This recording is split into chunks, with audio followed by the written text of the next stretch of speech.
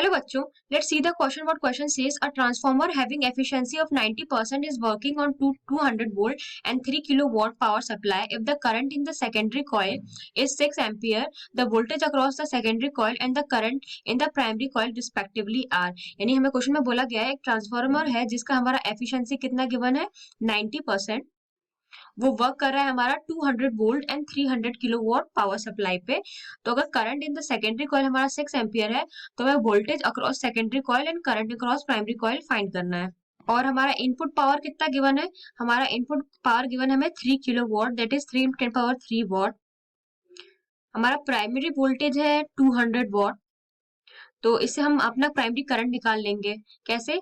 जो हमारा प्राइमरी जो हमारा पावर इनपुट होता है वो इक्वल होता है हमारा VP into IP, right. Power input हमें गिवन है 3 × 10³ प्राइमरी वोल्टेज हमारा 200 वाट और प्राइमरी करंट हमें फाइंड करना है। तो इससे जो हमारा प्राइमरी करंट आएगा वो आ जाएगा हमारा 3000/200 दैट इज 15 एम्पियर। ना एफिशिएंसी हमें कितना गिवन है 90%। तो efficiency is equals to power output upon power input.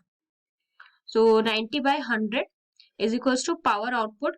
Power output में क्या हो जाएगा हमारा V secondary into current secondary upon V primary into current primary, right. तो ये हो जाएगा हमारा 90/100 is equals to secondary current है हमारा 6 और सेकेंडरी वोल्टेज हमें फाइंड करना है upon power input. Power input हमें कितना गिवन है 3000